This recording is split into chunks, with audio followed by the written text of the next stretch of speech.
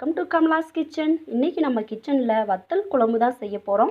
இந்த வத்தல் குழம்பு செய்கிறதுக்கு இந்த வெள்ளைப்பூடை தான் நான் பயன்படுத்தியிருக்கேன். இந்த வெள்ளைப்பூடில் செஞ்சு பாருங்கள், குழம்பு ரொம்ப டேஸ்ட்டாக இருக்கும். இதில் நான் 2 பூடு அளவுக்கு உரித்து எடுத்து வச்சுருக்கேன். 20 சின்ன வெங்காயம் உரித்து எடுத்து வச்சுருக்கேன். ஒரு 2 ஸ்பூன் அளவுக்கு தேங்காய் துருவல் எடுத்து வச்சுருக்கேன். ஒரு எலுமிச்சம்பழம் அளவுக்கு புளியை தண்ணியில் ஊற வச்சுருக்கேன். நல்லெண்ணெயில் தான் நம்ம வத்தல் குழம்பு செய்யணும், அப்போ தான் டேஸ்ட்டு நல்லாவே இருக்கும். 1.5 ஸ்பூன் அளவுக்கு சுண்டை வத்தல், 1.5 ஸ்பூன் அளவுக்கு வர கொத்தமல்லி, 3 வர மிளகாய், ஒரு 1/4 ஸ்பூன் அளவுக்கு உளுந்து, ஒரு 1/4 ஸ்பூன் அளவுக்கு கடலைப்பருப்பு, ஒரு 1/2 ஸ்பூன் அளவுக்கு ஜீரகம் எடுத்து வச்சுருக்கேன். ஒரு கடாயை அடுப்பில் வச்சுட்டு கொஞ்சமாக எண்ணெய் சேர்த்துட்டு பூண்டையும் வெங்காயத்தையும் வதக்கி தனியாக எடுத்து வச்சுருவோம். பூண்டும் வெங்காயம் இந்த அளவுக்கு வதங்கிருச்சு. இப்போ இதை எடுத்து தனியாக ஒரு பாத்திரத்தில் வச்சிடலாம். அதே கடாயில் நம்ம எடுத்து வச்சுருந்த கடலைப்பருப்பு உளுந்தும் ஃபஸ்ட்டு கலர் கொஞ்சம் சேஞ்சாகிற வரைக்கும் நம்ம வறுத்துக்குவோம். இந்த அளவுக்கு வறுபட்டதும் நம்ம எடுத்து வச்சுருந்த வர கொத்தமல்லி, வர மிளகாய், ஜீரகம் போட்டு வறுத்துக்குவோம். தீயை சிம்மில் வச்சுட்டு வறுத்துக்கணும். மல்லி நல்லா வாசனை வர்ற வரைக்கும் வறுத்துக்கணும், கருகிடாமல். எல்லாம் வறுபட்டுருச்சு. இதை ஒரு பாத்திரத்தில் தனியாக மாற்றி வச்சுருவோம். அதே கடாயில் தேங்காய் துருவலை சேர்த்துட்டு தேங்காய் துருவலோட கலர் மாறுற வரைக்கும் நம்ம வறுத்துக்கணும். தேங்காயில் உள்ள ஈரப்பதம்லாம் போய் இந்த அளவுக்கு வறுபட்டுருக்கு. இப்போ நம்ம அதை வறுத்து வச்சதோடையே சேர்த்துடலாம். இந்த அளவுக்கு வறுத்தா போதும்.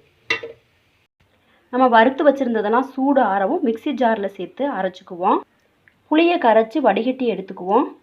சூடு ஆறிடுச்சு. இப்போ மிக்சி ஜாரில் சேர்த்து அரைக்க போகிறேன். ஃபஸ்ட்டு தண்ணி சேர்க்காமல் அரைச்சிட்டு நல்லா கொஞ்சம் அரைப்படவும் நம்ம தண்ணி சேர்த்து நைஸாக அரைச்சிக்கணும். இந்த அளவுக்கு நம்ம நல்லா நைஸாக அரைச்சி எடுத்து வச்சிடணும். கடாயில் நல்லெண்ணெய் சேர்த்துட்டு சுண்டை வத்தலை வறுத்து தனியாக எடுத்து வச்சுருவோம். அதே எண்ணெயிலே 1/4 டீஸ்பூன் கடுகு, 1/4 டீஸ்பூன் வெந்தயம் போட்டு தாளிச்சிருக்கேன்.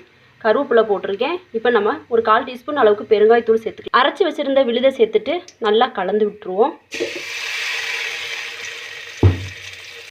1 ஸ்பூன் அளவுக்கு வீட்டில் அரைச்ச குழம்பு மிளகாய் தூள் சேர்த்துக்கிறேன். 1/4 ஸ்பூன் அளவுக்கு மஞ்சப்பொடி சேர்த்துட்டு பச்சை வாடை போகிற அளவுக்கு வதக்கிவோம்.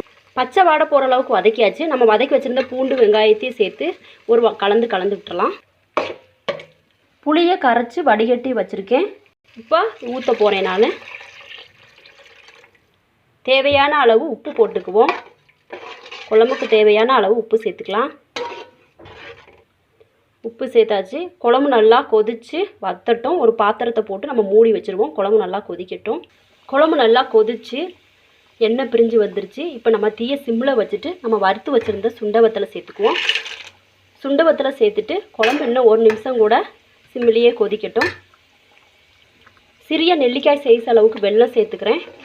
புளிப்பு காரம் எல்லாம் நம்மளுக்கு பேலன்ஸ் பண்ணி கொடுக்கும். இன்னும் 1 நிமிஷம் கூட குழம்பு அடுப்புலேயே இருக்கட்டும். சிம்மில் வச்சு கொதிக்கட்டும்.